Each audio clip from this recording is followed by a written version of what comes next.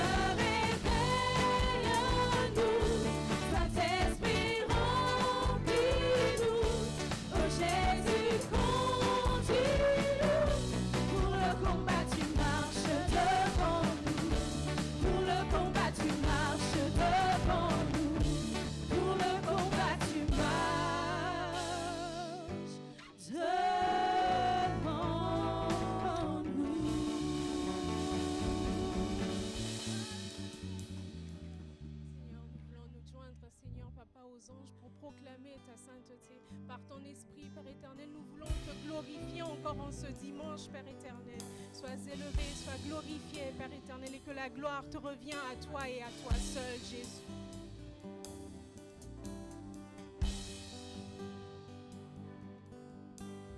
Toutes les générations devant lui prosterner entonnent ensemble un cantique à l'agneau.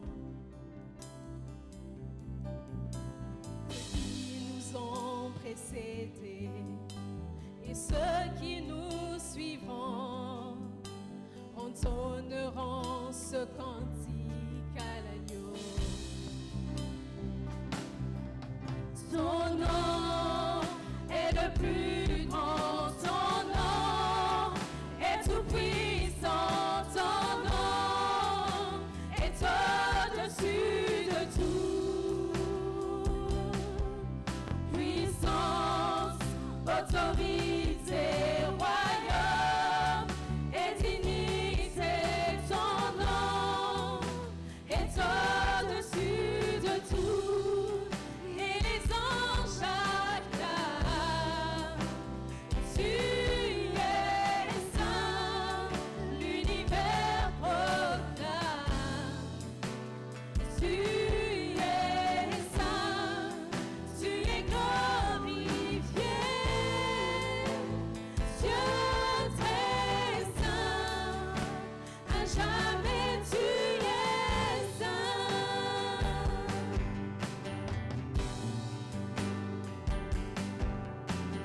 Vous qui l'a pardonné, vous qui l'a racheté, venez chanter ce cantique à l'agneau. Vous qui l'a libéré, vous qui portez son nom, venez chanter ce cantique à l'agneau. Nos voix résonnent pour l'éternité et les anges acclament. Oui, tu es saint, l'univers proclame. Tu es saint, tu es glorifié, Dieu très saint, à jamais tu es saint. Sous ton peuple crie, oui tu es saint, toi le roi des rois. Oui tu es saint, Dieu d'éternité. Tu es saint, à jamais tu es saint. Et les anges acclament. Tu es saint, l'univers proclame. Oui, tu es saint, tu es glorifié, Dieu très saint, à jamais tu es saint. Sous ton peuple crie, oui tu es saint, sois le roi des rois. Oui tu es saint, Dieu d'éternité. Tu es saint, à jamais tu es saint. Est-ce qu'on peut reprendre? Et les anges acclament. Et les anges acclament. Tu es saint, l'univers proclame. Oui, tu es saint, tu es glorifié, Dieu très saint, à jamais tu es saint.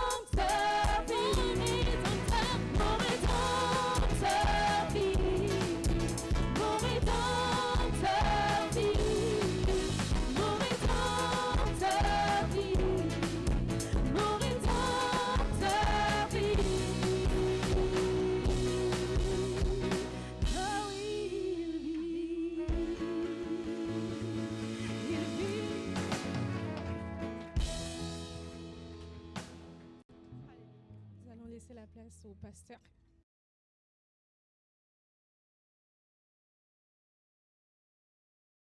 Bonjour la famille. Je ne suis pas un cousin, je suis un frère. Amen. Je tiens à vous dire aussi que j'ai une grande famille, mais la plupart d'entre vous le savez.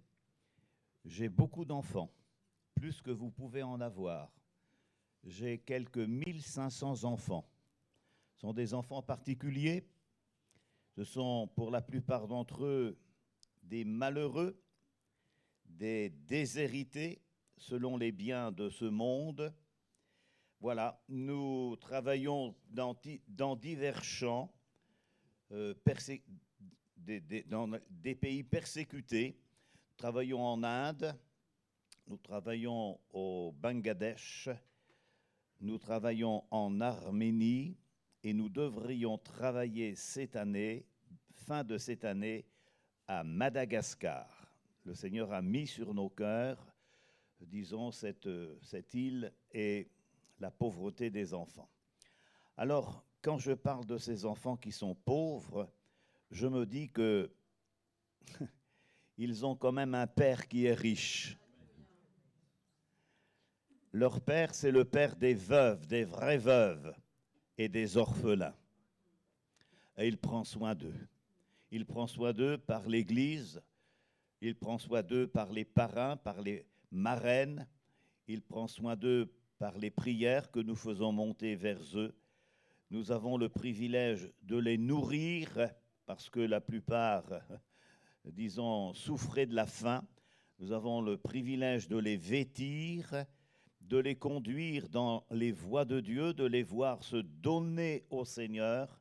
Et puis, le Seigneur qui est bon pour eux répand au milieu d'eux son bon esprit. Alléluia. Il y a quelques décades d'années que les maisons existent.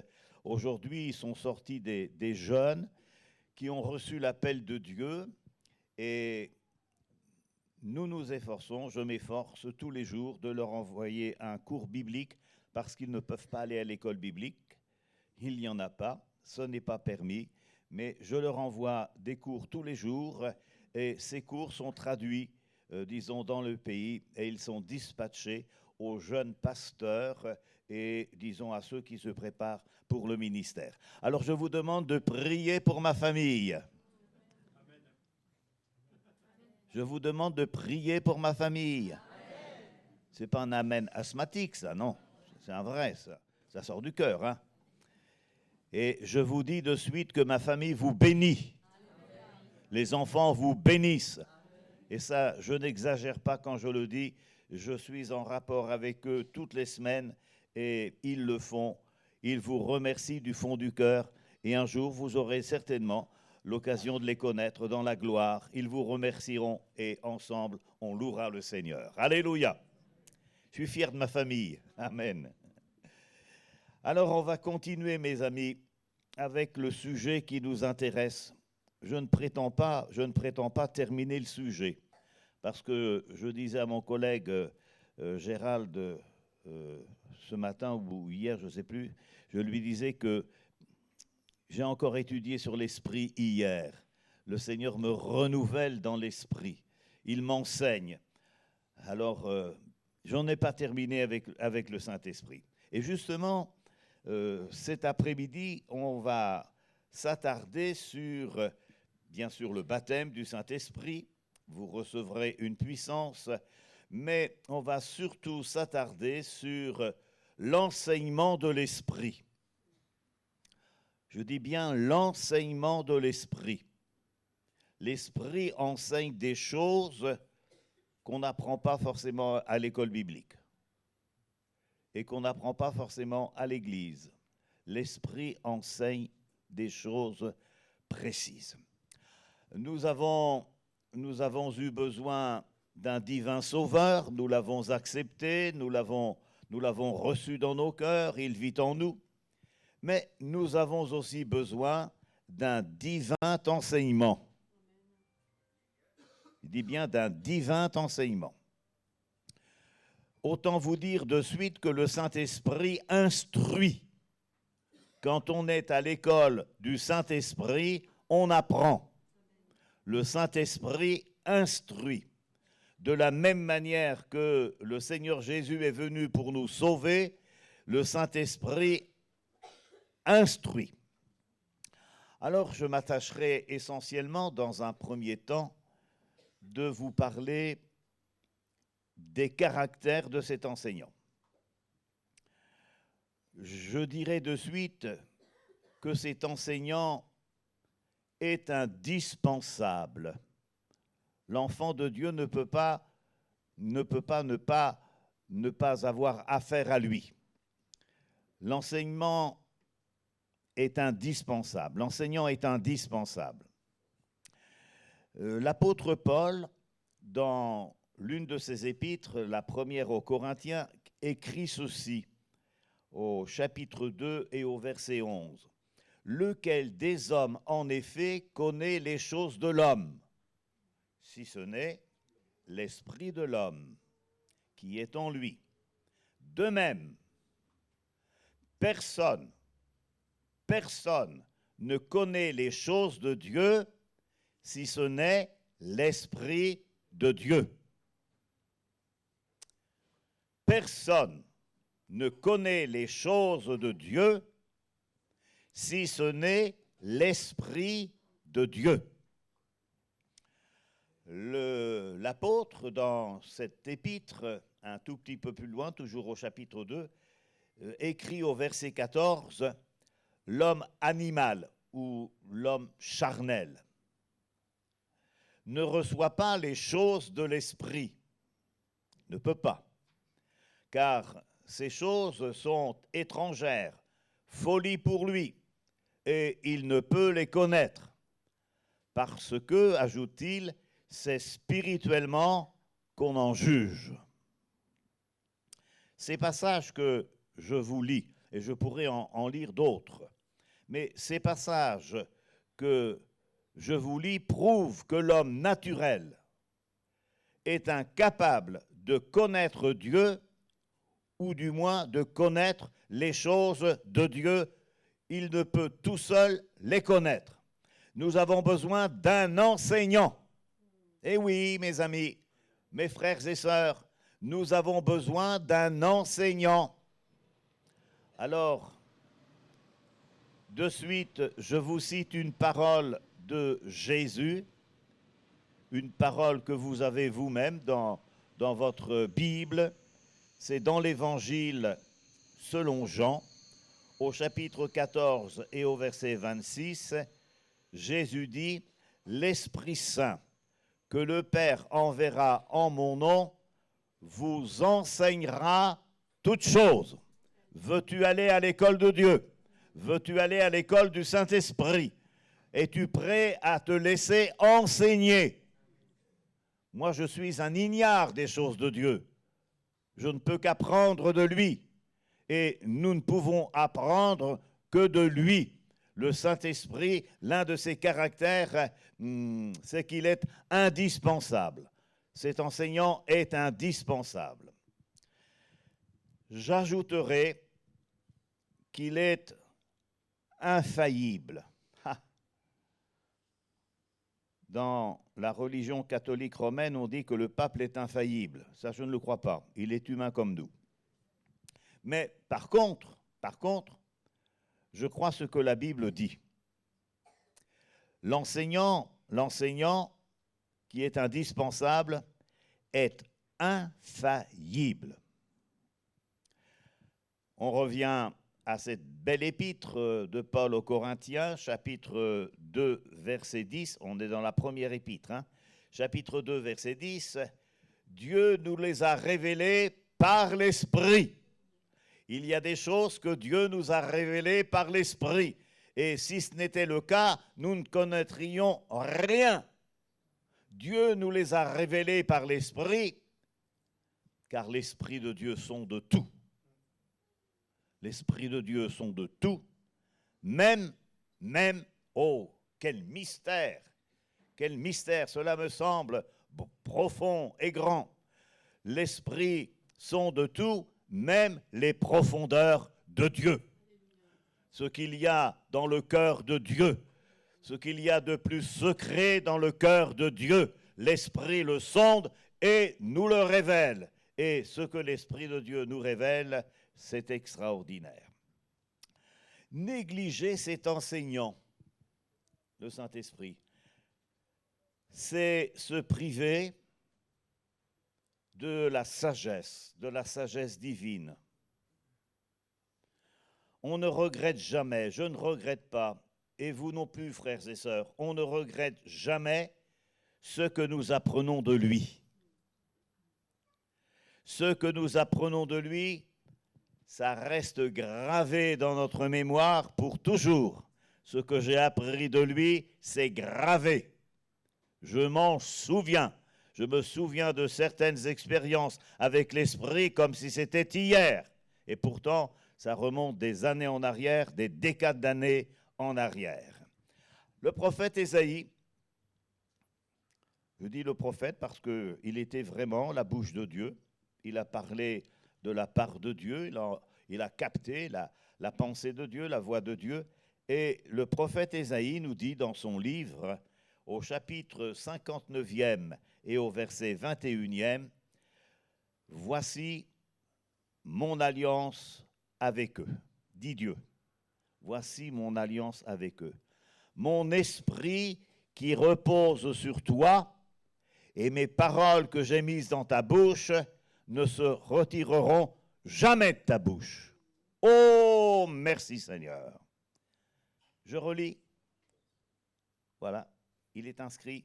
Mon alliance avec eux, dit Dieu. Mon esprit qui repose sur toi.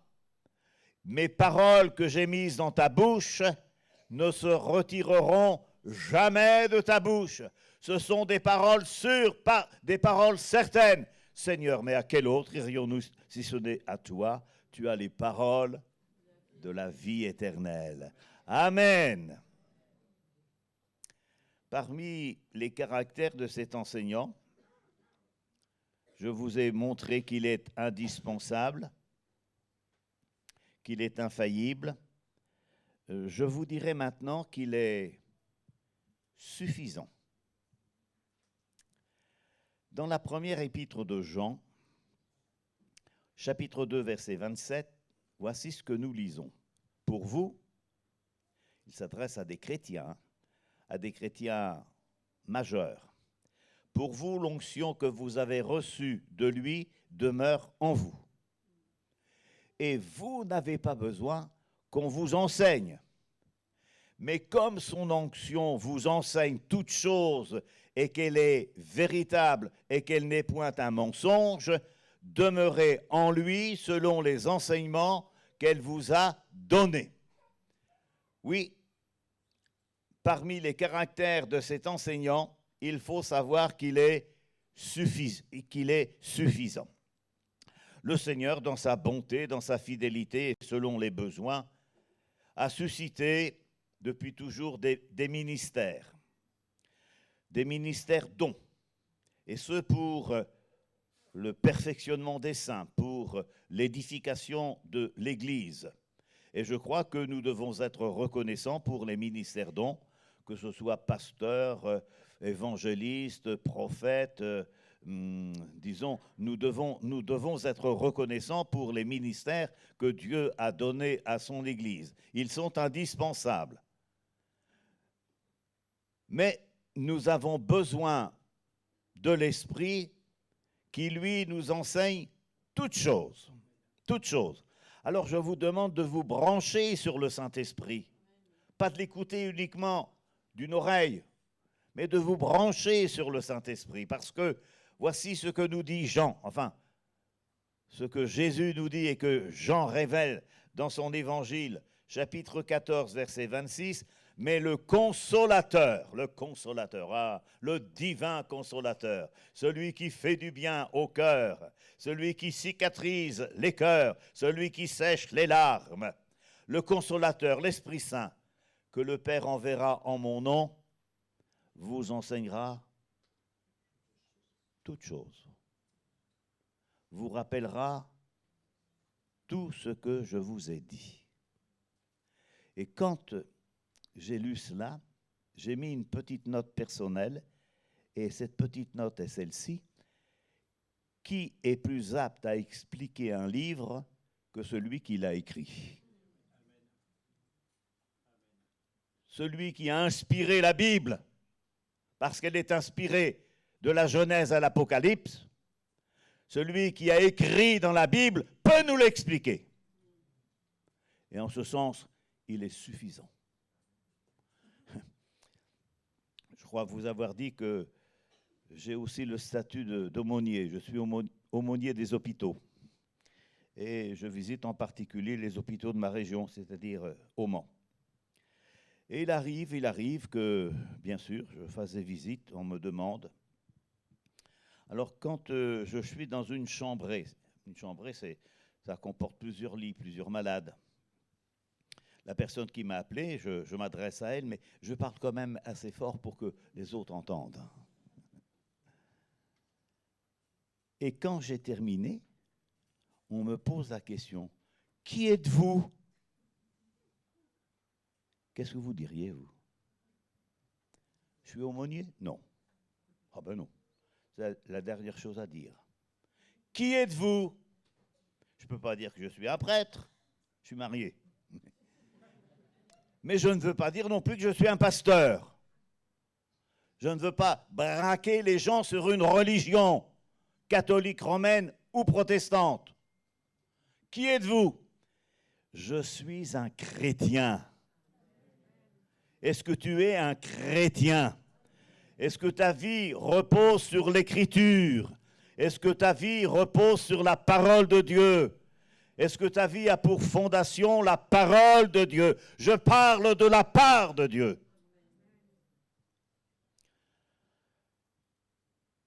Le Saint-Esprit, le Consolateur, l'Esprit Saint que le Père enverra en mon nom, vous enseignera toutes choses. L'apôtre Pierre nous dit dans sa seconde épître, au chapitre 1er et au verset 21, c'est poussé par le Saint-Esprit que des hommes ont parlé de la part de Dieu. Et ils ont dit des paroles de Dieu. Ils ont prononcé des paroles de Dieu. On est ici pour entendre des paroles de Dieu. Mais individuellement, nous pouvons aussi, dans nos demeures, recevoir des paroles de Dieu. Non pas les paroles de la religion, des paroles de Dieu. Des paroles de Dieu. Oui, dans les caractères de cet enseignant, il est indispensable. Il est infaillible. Il est suffisant. Il est effacé. Il est effacé. Dans l'évangile de Jean, chapitre 16, verset 13, je lis, « Quand le Consolateur sera venu », c'est Jésus qui dit, hein. Il est encore sur terre avec ses disciples. Il n'est pas encore remonté au ciel. Il dit, quand le Consolateur sera venu, l'Esprit de vérité, il vous conduira dans toute la vérité, car il ne parlera pas de lui-même. Ah non, c'est pas je. Non, non. C'est pas moi, 2O, 3A. Non, non. Il ne parlera pas de lui-même, mais il dira ce qu'il aura entendu et il vous annoncera les choses à venir. Le Saint-Esprit, cet agent, cet enseignant, est effacé. L'Esprit s'efface au profit de Jésus, qui doit être glorifié. Je n'ai pas toujours eu le privilège de connaître le Seigneur. Je l'ai vraiment connu à l'âge de 17 ans et demi, mais ma toute première enfance, je l'ai vécue loin de Dieu. Et à l'époque, quand j'avais à peu près 10, 12 ans, le dimanche avec mon père, nous n'allions pas aux offices, non. Nous allions jardiner. Mon père jardinait. Alors, nous habitions un village, il fallait traverser le village pour aller jardiner. Mais quand on quittait le village, moi, le gamin qui ne connaissait rien des choses de Dieu, nous passions devant un calvaire. Ce que c'est qu'un calvaire? Une croix et quelqu'un dessus. Et moi, dans mon ignorance, je disais à mon père, qu'est-ce que c'est que ça? Je m'arrêtais exprès, parce que je voulais une explication. Mais qu'est-ce que c'est que ça? Alors mon père me disait, je sais pas. Je sais pas. Vous parlez d'une réponse pour un gamin? Je sais pas. Mon père savait pas. Mais tous les dimanches, il avait le droit à la même réflexion. Qu'est-ce que c'est que ça? Parce que ça m'attirait. Et puis, je sais pas, je voulais connaître. C'était un symbole quand même. Alors mon père, fatigué de m'entendre, me dit, écoute mon fils, moi je ne sais pas, mais toi un jour tu sauras. Eh bien j'ai su et lui aussi. Et oui, mais il est vrai que le caractère de cet enseignant, c'est quelqu'un d'effacé. Et en cela, il est un exemple pour chacun de nous. Si le grand enseignant est effacé, si effacé, combien nous devrions être, nous les étudiants, effacés. Le maître est effacé, l'élève doit être effacé. Le maître est effacé, le chrétien c'est quelqu'un d'effacé. Ce n'est pas quelqu'un qui se met en avant, mais c'est quelqu'un qui le met lui en avant. Ça va? Est-ce qu'on peut continuer? Je vais vous parler maintenant des méthodes employées par le Saint-Esprit pour vous montrer qu'il est indispensable. Le Saint-Esprit a pour mission d'ouvrir l'esprit de l'homme. Oui. Dans l'Écriture, il est écrit ceci. C'est l'épître de Paul aux Éphésiens, chapitre 1er, verset 17. « Afin que le Dieu de notre Seigneur Jésus-Christ, le Père de gloire, vous donne un esprit de sagesse et de révélation dans sa connaissance, qu'il illumine, qu'il éclaire les yeux de votre cœur, pour que vous sachiez quelle est l'espérance qui s'attache à son appel, quelle est la richesse de la gloire de son héritage qu'il réserve aux saints, et quelle est envers nous qui croyons l'infinie grandeur de sa puissance, se manifestant avec efficacité par la vertu de sa force.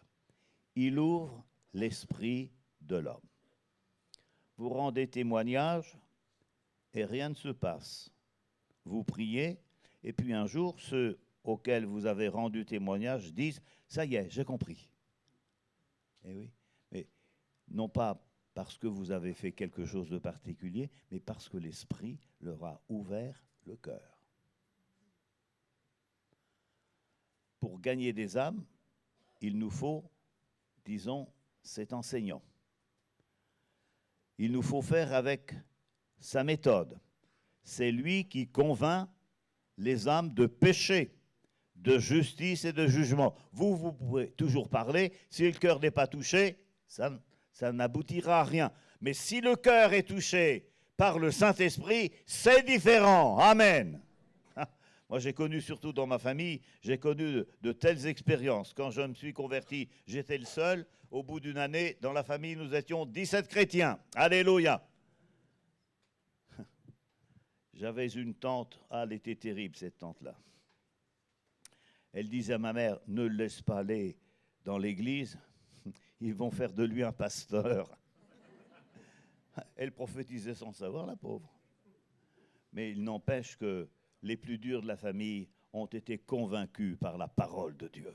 La parole de Dieu a toqué à leur cœur. La parole de Dieu a touché leur cœur. L'Esprit de Dieu est intervenu. Béni soit le nom du Seigneur, le Dieu de ce siècle. Aveugle, l'intelligence de l'homme. D'ailleurs, ce n'est pas moi qui le dis, c'est l'Écriture. Paul le dit dans sa seconde épître aux Corinthiens, chapitre 4, verset 4. Il dit, pour les incrédules, dont le Dieu de ce siècle a aveuglé l'intelligence, afin qu'ils ne vissent pas briller la splendeur de l'évangile de la gloire de Christ, qui est l'image de Dieu. C'est vrai que les ténèbres ont aveuglé les yeux de nos contemporains. Oui, quelquefois, ils peuvent aussi nous aveugler. Vous ne le pensez pas? Oui, je vais vous dire pourquoi. Enfin, l'Écriture nous dit pourquoi. Dans la première épître de Jean, chapitre 2, verset 11, il est dit « Celui qui est son frère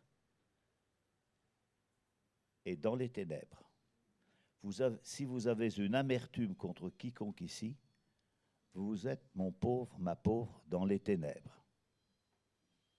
Celui qui est son frère est dans les ténèbres. » Il marche dans les ténèbres. Il ne sait pas où il va parce que les ténèbres ont aveuglé ses yeux. Oui, les ténèbres peuvent aveugler nos yeux. Les différends dans la famille de Dieu peuvent aveugler nos yeux. Les différends dans nos propres familles peuvent aveugler nos yeux. Alors, si les yeux de l'intelligence ne sont pas ouverts par le Saint-Esprit, nos efforts sont voués à l'échec. Seigneur, ouvre mes yeux. Amen. Ça, c'est une méthode employée par le Saint-Esprit. Il ouvre l'esprit de l'homme. J'ai besoin au quotidien que l'Esprit de Dieu m'ouvre l'esprit pour que je comprenne. Et puis, je ne peux pas passer sous silence ce fait, c'est que dans les méthodes employées par le Saint-Esprit, il nous montre, et ce n'est pas peu de choses, il nous montre les souffrances de Christ. Il est vrai qu'il convainc le monde en ce qui concerne le péché. Il est vrai qu'il est écrit aussi, et on l'a lu dans l'évangile de Jean, au chapitre 16 et au verset 8, quand il sera venu, il convaincra le monde en ce qui concerne le péché, la justice et le jugement. Mais comment fait-il? Moi, je suis toujours ému quand je parle de Jésus, quand je parle de l'œuvre de Jésus, comme on l'a célébré tout à l'heure, donnant sa vie pour nous. Quand je pense à Jésus, qui s'est dépouillé pour nous, je suis profondément ému. Alors comment le Saint-Esprit fait-il pour nous montrer les souffrances de Christ? Dans le prophète Zacharie, voici ce que dit Dieu.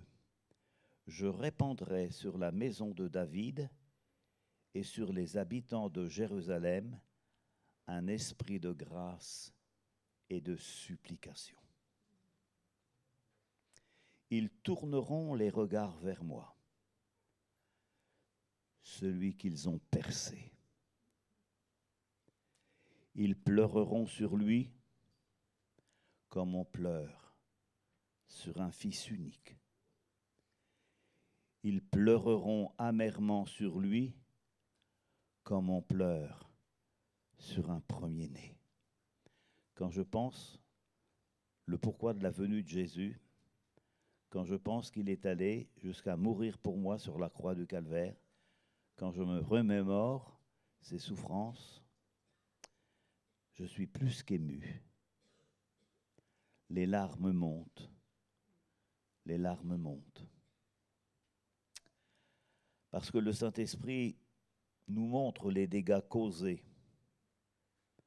par le péché, au point que nous pleurons sur celui qui a été percé pour nous.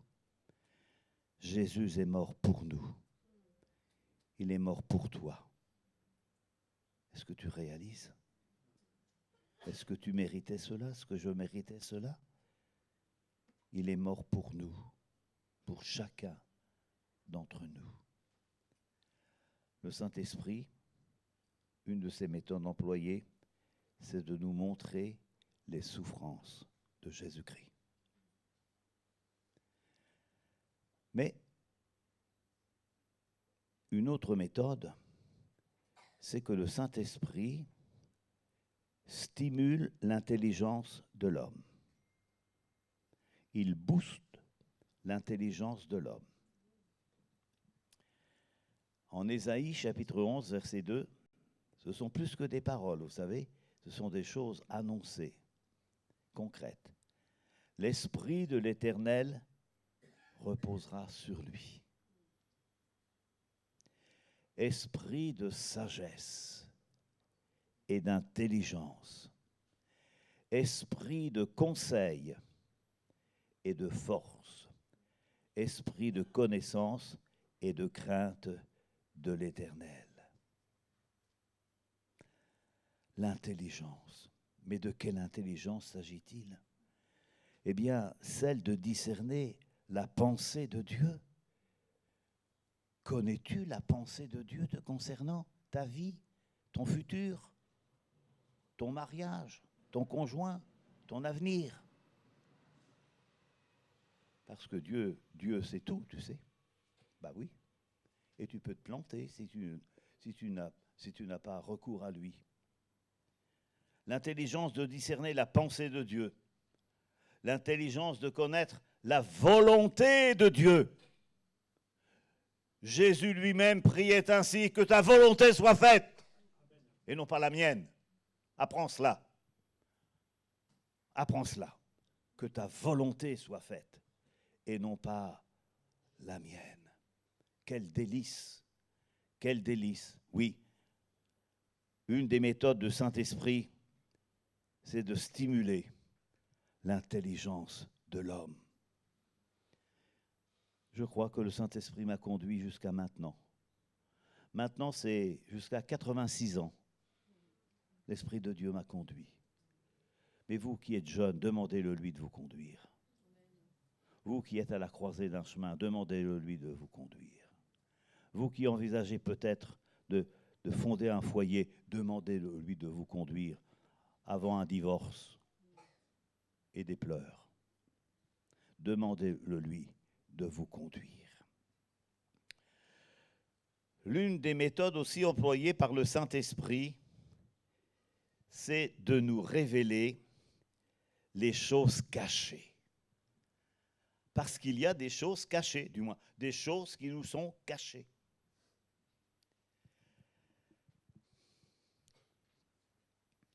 Vous connaissez Siméon? Il y a des choses qui lui étaient cachées à lui. Tout en étant, disons, un bon croyant. Il est écrit, j'ai relevé ceci, c'est dans l'évangile de Luc, chapitre 2, verset 26, il avait été divinement averti par le Saint-Esprit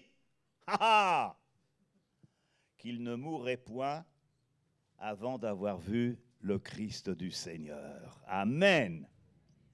Il révèle les choses cachées. Il avait été divinement averti par le Saint-Esprit qu'il ne mourrait point avant d'avoir vu le Christ du Seigneur. Dans l'évangile de Jean, c'est toujours la parole de Dieu qui me parle. Je lis au chapitre 16 et au verset 14. Il dira, le Saint-Esprit, il dira tout ce qu'il aura entendu. De la part du Père. Il dira tout ce qu'il aura entendu. Il annoncera les choses à venir. Nous, on ne voit pas plus loin que le bout de notre nez, mais lui, il annoncera les choses à venir. Il me glorifiera parce qu'il prendra de ce qui est à moi et il vous l'annoncera. Il révèle les choses à venir. Paul dit aux chrétiens de Corinthe, dans sa première lettre, chapitre 2, verset 9, « Comme il est écrit, comme il est écrit. Ce qui est écrit, c'est écrit, il est écrit. Ce sont des choses que l'œil n'a point vues, des choses que l'oreille n'a point entendues, qui ne sont point montées au cœur de l'homme, des choses que Dieu a préparées pour ceux qui l'aiment. Dieu nous les a révélées par l'Esprit. Amen. Car l'Esprit sont de tout, même les profondeurs de Dieu. Les profondes choses de Dieu, les profondes choses qui existent dans le cœur de Dieu, du Dieu éternel.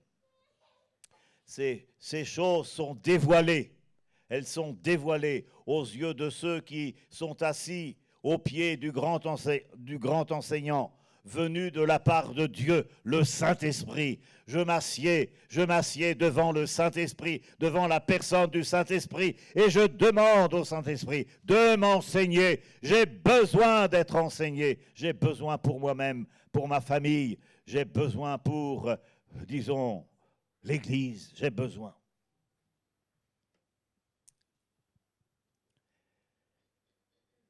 Ce que je vais vous dire maintenant, je l'ai maintes fois réalisé. Ce divin enseignant rappelle les choses oubliées. En général, quand on vieillit, on oublie. Moi, je n'oublie pas encore, Dieu merci. Mais en général, on oublie. Mais lui, le Saint-Esprit, qui nous connaît, qui veut notre bien, qui nous instruit, qui nous montre la bonne route à suivre et la bonne école à laquelle nous devons aller, le Saint-Esprit nous rappelle les choses oubliées. Le Consolateur, c'est Jean 14, 26, le Consolateur, l'Esprit Saint, que le Père enverra en mon nom, vous enseignera toutes choses et vous rappellera tout ce que je vous ai dit. Est-ce que tu te rappelles tout ce que Dieu t'a dit depuis ta conversion? Est-ce que tu te rappelles seulement ce que Dieu t'a dit la semaine dernière? On ne se moque pas du Saint-Esprit. On le respecte. Il y a des choses que l'on oublie, malheureusement. Mais le Saint-Esprit est là pour nous les rappeler. Les promesses que l'on a faites et qu'on n'a pas tenues. Les engagements que l'on a pris et pour lesquels on n'a pas répondu. Ce matin, enfin cet après-midi, le Saint-Esprit te les rappelle, mon frère. Il te les rappelle, ma sœur. Il te rappelle les choses oubliées.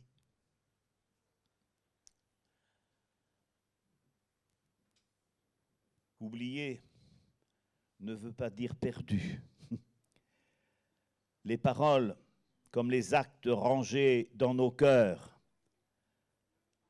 le Saint-Esprit les fait réapparaître pour nous et ceux qui nous entourent. Ne sois pas effrayé si l'Esprit de Dieu maintenant te révèle une chose que tu as oubliée. Une chose que tu devais faire, que tu n'as pas faite. Un engagement que tu as pris et que tu n'as pas honoré. Le Saint-Esprit te rappelle cela. L'enseignant qui connaît toutes choses te rappelle cela. Et j'arrive au point le plus difficile. Enfin, pour moi, hein, peut-être pas pour vous, mais pour moi. Le Saint-Esprit empêche nos projets personnels d'aboutir. Ah, en voilà. Oui, le Saint-Esprit empêche nos projets personnels d'aboutir. C'est arrivé ça? Mais bien sûr. On retourne à la parole de Dieu et on retourne vers le livre des Actes des Apôtres parce qu'il y a un disciple qui nous dit quelque chose, c'est au chapitre 16 et au verset 6, ayant été empêché par le Saint-Esprit. Ah! Qu'est-ce qui se passe? Tu ne le sais pas, mais lui le sait. Ayant été empêchés par le Saint-Esprit d'annoncer la parole dans l'Asie, ils traversèrent la Phrygie, le pays de Galatie, arrivés près de Malte. Ils se disposaient à entrer en Bithynie, mais l'Esprit de Jésus ne leur permit pas. Eh oui. Vous savez, c'est une chose que d'échafauder des plans. Et on pense à bien des plans. C'est une chose que d'échafauder des plans et de demander ensuite la direction du Saint-Esprit. Mais c'est une autre chose que d'avoir confiance dans le Saint-Esprit pour que lui accomplisse sa volonté. Si le Seigneur te dit non, c'est qu'il a quelque chose de meilleur pour toi. Ben oui.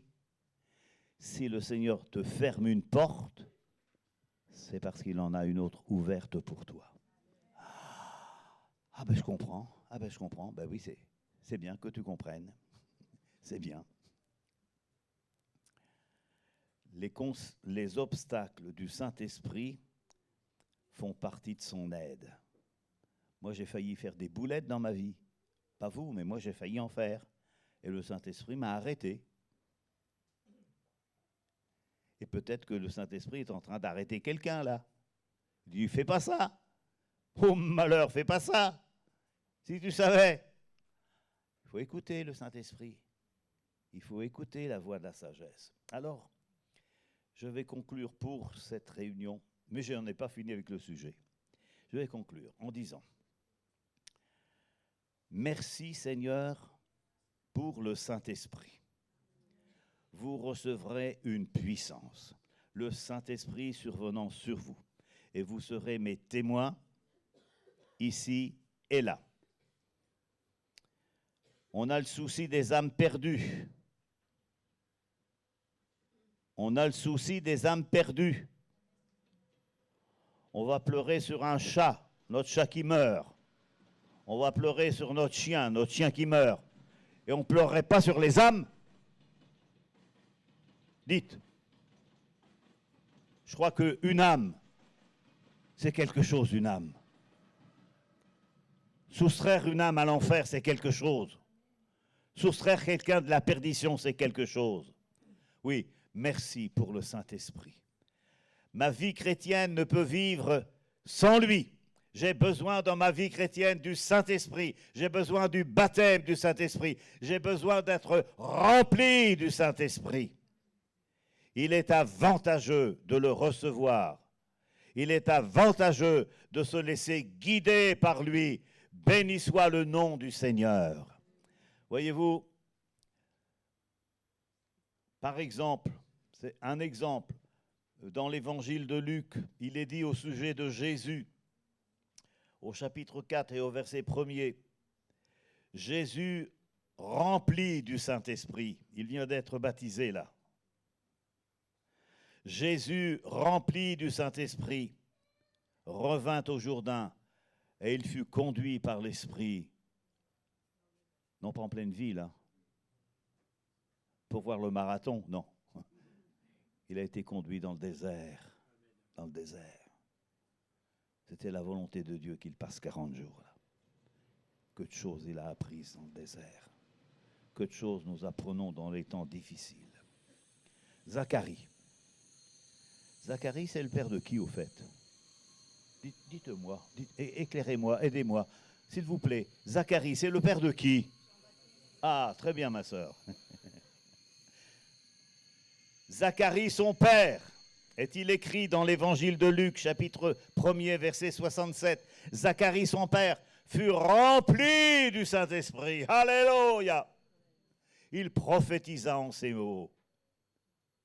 Béni soit le Seigneur, le Dieu d'Israël, de ce qu'il nous a visité et racheté son peuple en le ressuscitant, en nous suscitant un puissant sauveur. Oh, béni soit le Seigneur. rempli du Saint-Esprit, il prophétisa. Que nous puissions tous prophétiser au nom du Seigneur. Que nous devenions une église majeure, d'une église mineure, devenons une église majeure. Soyons des majeurs. Spirituellement parlant, soyons des majeurs, des chrétiens majeurs. Non pas des chrétiens qui continuent d'aller à l'école maternelle. Non, des chrétiens qui évoluent, des chrétiens qui grandissent, des chrétiens qui se fortifient. Et cela grâce au Saint-Esprit. Amen. Oui, nous avons besoin. Oui, l'Église a besoin du Saint-Esprit. Seigneur, baptise-nous. Amen. Seigneur, baptise-nous. Seigneur, remplis-nous de ton esprit. J'ai tellement à apprendre, ne fût-ce qu'avec ce que j'ai entendu cet après-midi. Mais si j'ai encore entendu les choses avant cet après-midi, Seigneur, comme j'ai besoin de toi. Que le Seigneur nous bénisse, que le Seigneur vous bénisse. Moi, je vous bénis en son nom et je vous dis que vous êtes sur la bonne voie. Amen. Ne vous arrêtez pas sur cette voie. Vous êtes sur la bonne voie. Que Dieu vous bénisse. Amen. Et encore amen. Amen. On va prier le Seigneur et je laisse la place à mon collègue. Nous sommes devant toi, Seigneur.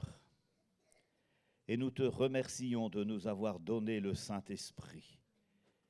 Nous te remercions pour nous avoir remplis de ton esprit, baptisés de ton esprit. Oh, merci pour cette expérience. Ce n'est pas une expérience unique, mais c'est une expérience que l'on fait tous les jours. Seigneur, tu es celui qui nous renouvelle tous les jours. Tu es celui qui nous parle tous les jours. Tu es celui qui nous instruit tous les jours. Tu es celui qui nous montre tous les jours ce dont nous devons faire, ce dont nous ne devons pas faire. Seigneur, tu nous instruis pour notre bien. Oh, que ton nom soit béni. Te prions pour chacun de nous, Seigneur. Nous te prions pour nos membres de famille. Seigneur, nous te prions pour tous ceux à qui nous avons rendu témoignage.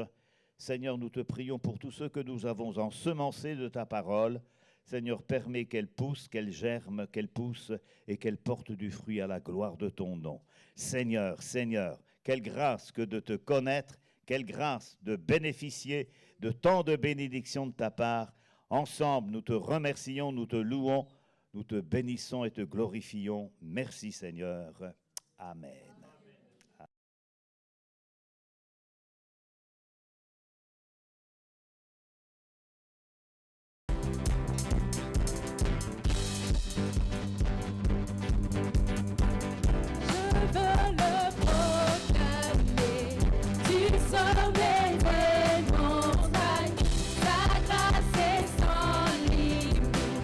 Sa bonté sans égale, sa tendresse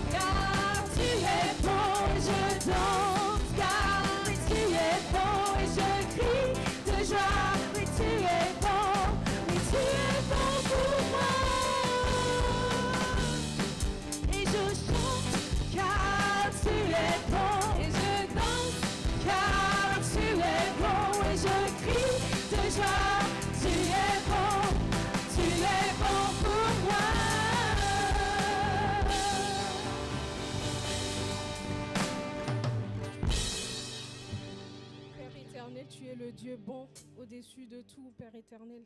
Seigneur, merci pour cette semaine. Merci pour les bénédictions, Père éternel. Merci pour ton esprit. Merci pour ces enseignements, Seigneur. Papa, je te prie que durant la semaine, Père éternel, et même pour les restants de nos jours, Seigneur, que ton esprit nous instruit, que ton esprit, Seigneur, illumine les yeux de nos cœurs, Père éternel, que ton esprit, Seigneur, nous ouvre les yeux, Seigneur, à ta clarté, Père éternel, à ta sainteté, à ton amour, à ta bienveillance, Père éternel, pour nos vies. Conduis-nous, Saint-Esprit de Dieu, et marche avec nous chaque jour, Père. Dans le nom puissant de Jésus-Christ, j'ai prié. Amen. Bonne fin de journée.